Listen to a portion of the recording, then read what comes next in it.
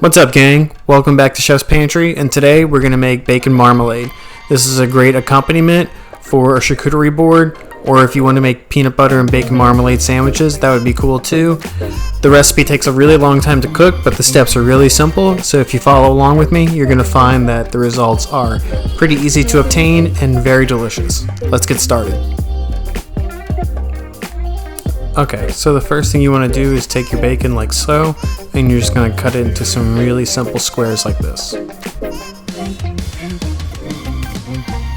They don't have to be perfect because, as you're going to see in the next step, we're just going to cook everything down until it's really crispy, so just make sure it's cut relatively evenly like so.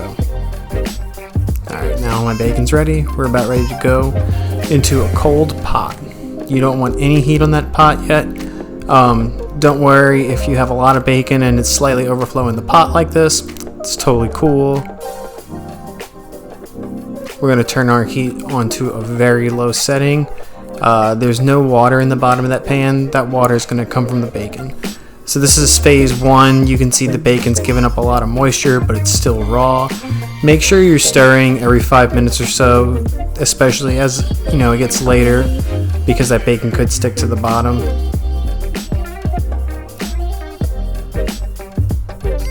So this would be phase two of the bacon marmalade. You can see it's cooked down, really not completely crispy yet, and there's still a substantial amount of water in the pot, and that's cool. You just want to give it a little stir, like so.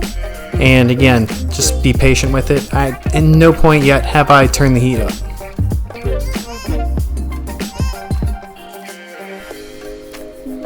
Alright, so this I guess would be phase three, and now the bacon is ready. You can see the bubbles are fizzy like Coca-Cola. I'm stirring it around. That bacon has almost no moisture left in it. If I was to let it cool, it would get very crispy. So now we can strain off the bacon fat, but we're going to give it a good stir. I also just like looking at these bubbles. They look really cool. So yeah.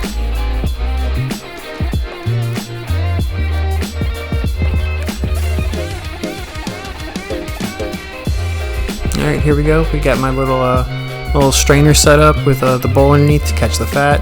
You'll want to let that fat cool, and we'll save it for another use. We're not going to use the bacon fat for the marmalade, but it'll definitely be good to keep around. I use it in my kitchen almost exactly the same way I do butter. I even make popcorn with bacon fat, and I actually find it tastes better. So just fun side note, something cool you can do with your bacon fat. Make popcorn with it. It's delicious, bacon flavored popcorn. I guess I'll do a video on that next. Alright, so we got my clean pan coming in, and then we have the apple cider vinegar.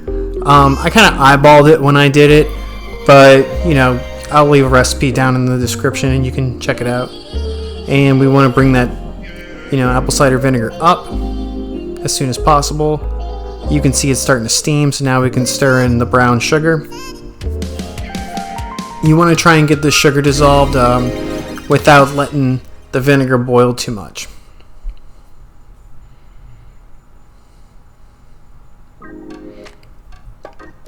Okay, now we're going to add the bacon to the vinegar sugar. This bacon is cooled overnight, by the way. If you can, try and let your bacon cool. You don't want to add the bacon in while it's too hot. Now we can see that I've got it up to a boil. You want to reduce the heat like so. You don't need it to boil this violently. And now it's simmering and reducing nicely, like a nice lava boil. So we'll let it sit there and lava boil until all that excess moisture is gone. You can see a lot of it coming off of my spoon, so that means we have a little bit of ways to go. And this is the finished product in the pot. You can see the bubbles are definitely more syrupy. When you stir it, you'll see that the bacon marmalade is viscous, and as I scrape it across the bottom of the pan, you can see it kind of comes to the center like a syrup, and that tells me that it's done.